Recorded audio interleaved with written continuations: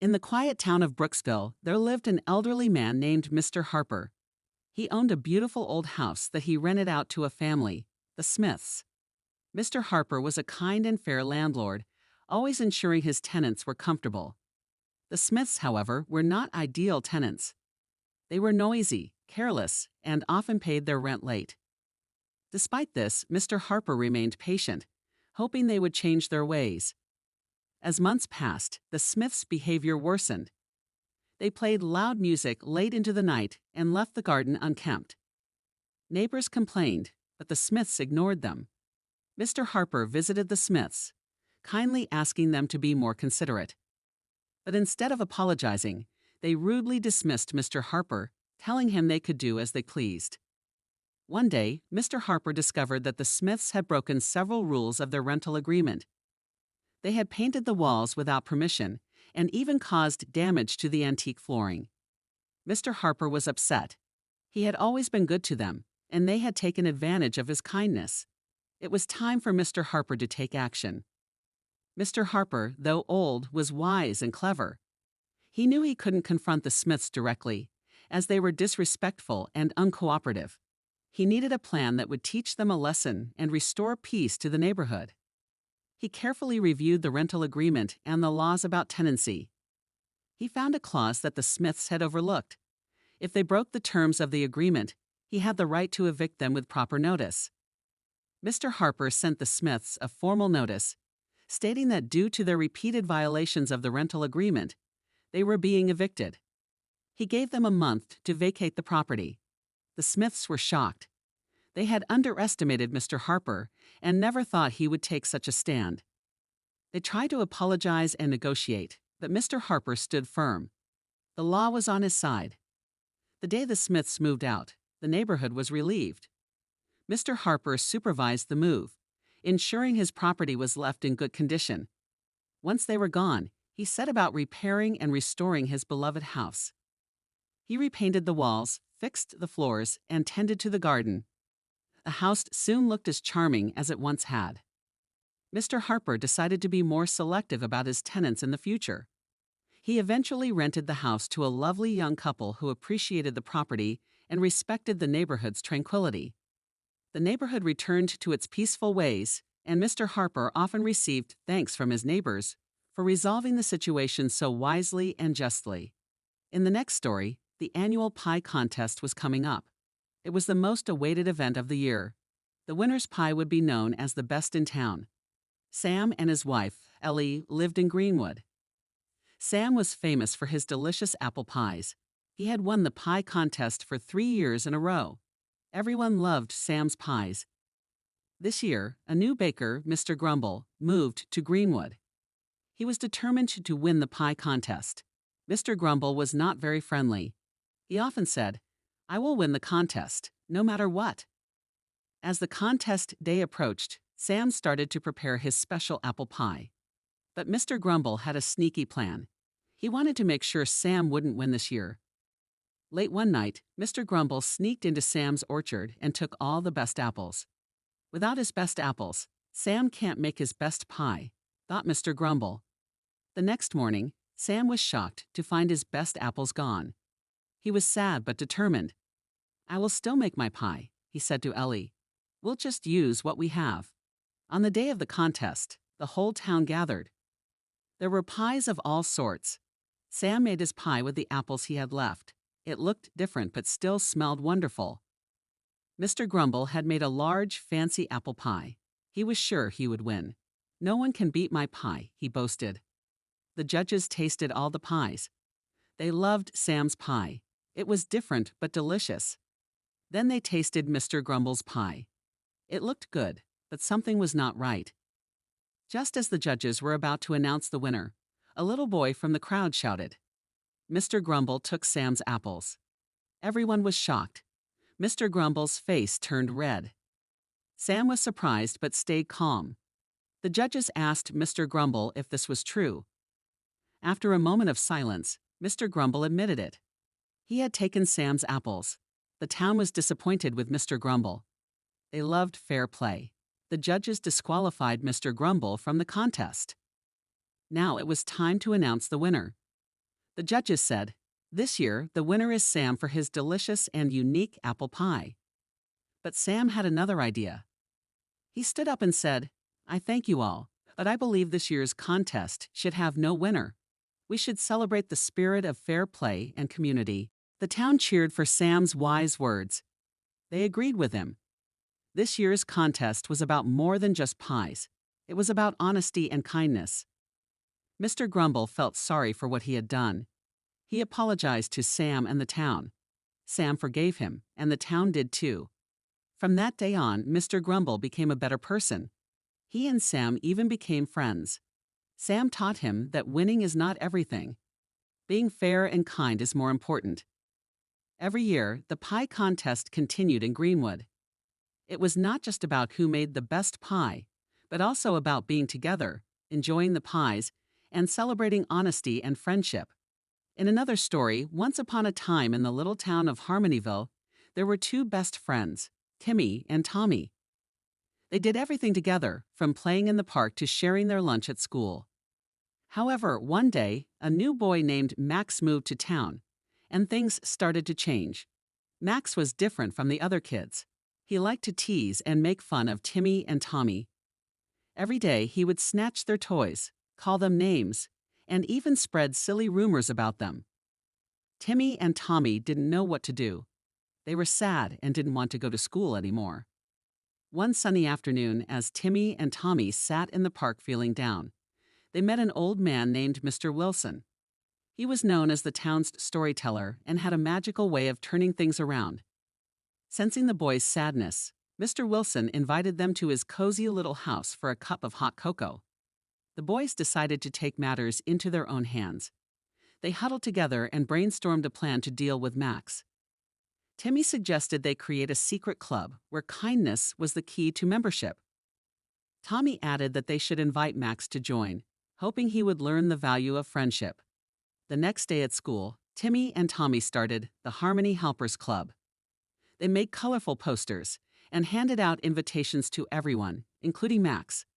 The posters had big smiles, happy faces, and the words, "Kindness is our superpower," written in bold letters. To their surprise, Max showed up at the club meeting. Timmy and Tommy welcomed him with open arms, hoping that their plan would work.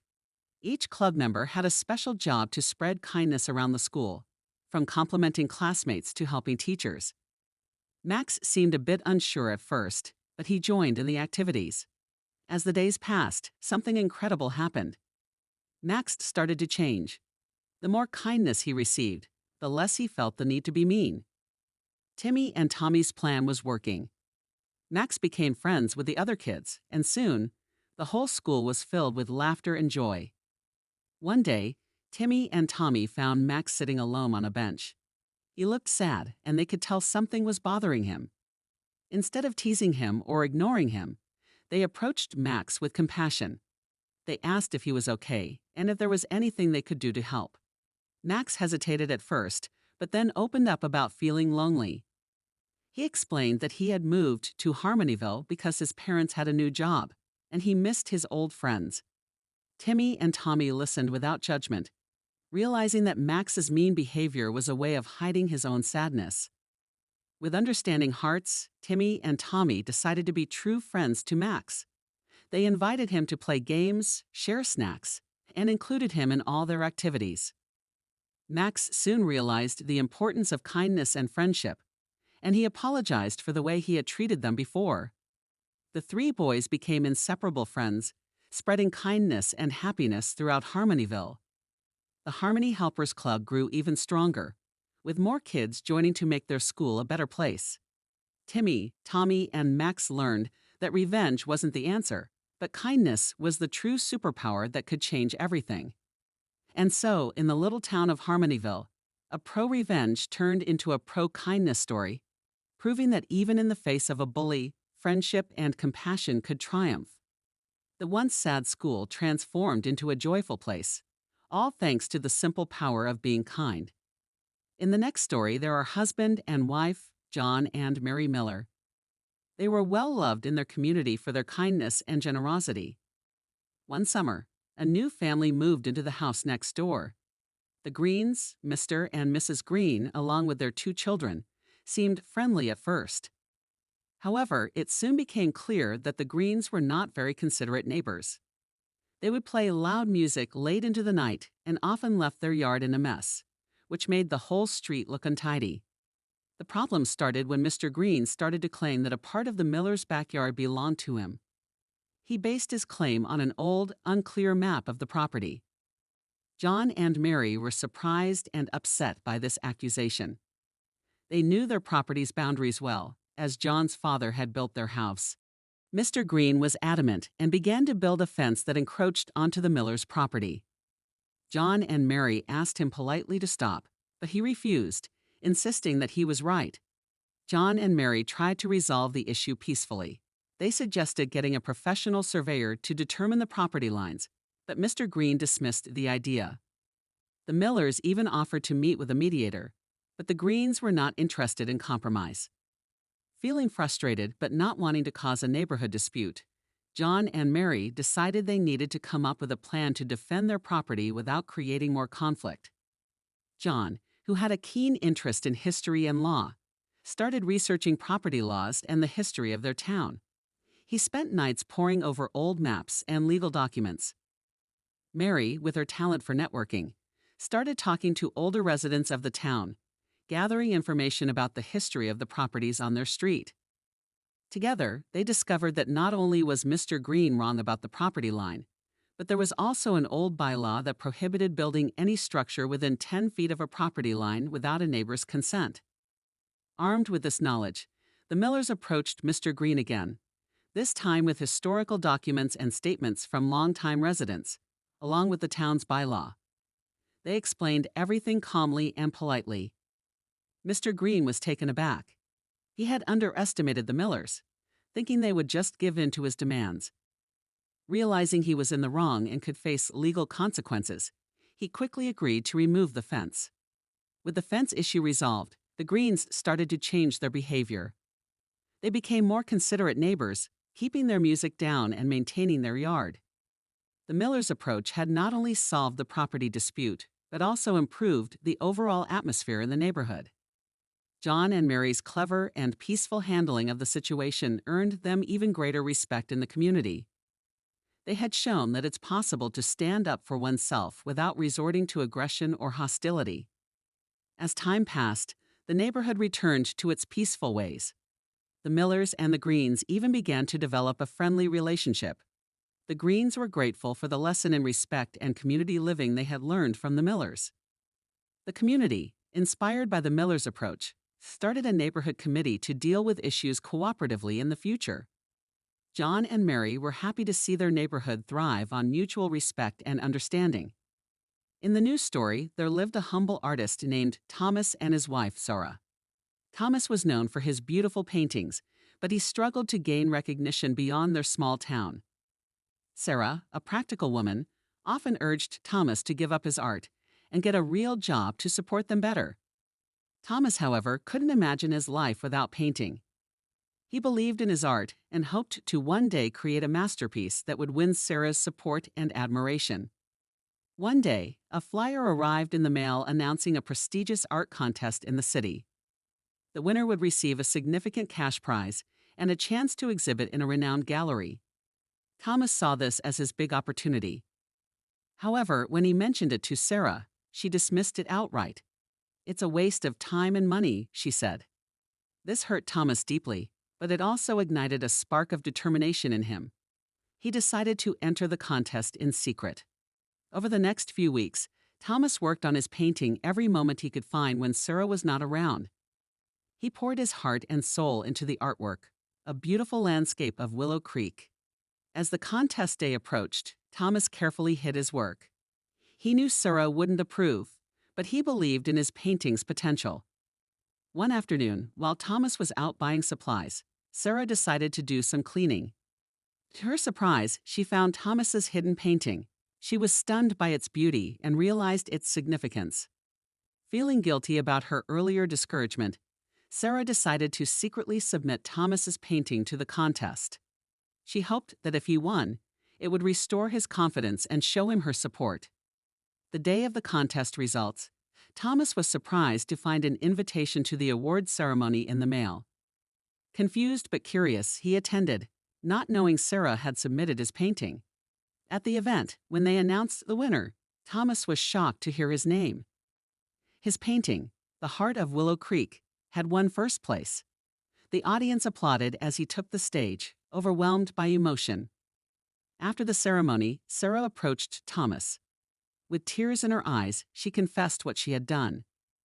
Thomas was initially taken aback, but soon realized Sarah's intentions were good. She explained how she had underestimated his talent and passion. This moment became a turning point in their relationship. Thomas appreciated Sarah's gesture, understanding it as her way of making up for her lack of support. The prize money helped ease their financial worries, and Thomas's success brought new opportunities. His art was exhibited in the gallery, and he began to receive commissions from far and wide. Sarah became Thomas's biggest supporter, encouraging him to pursue his art. She realized that his dreams were an integral part of who he was, and that his happiness was also hers. Thomas and Sarah's relationship grew stronger through this experience. They learned the importance of understanding, supporting, and believing in each other. Thomas continued to create art, now with Sarah by his side, cheering him on.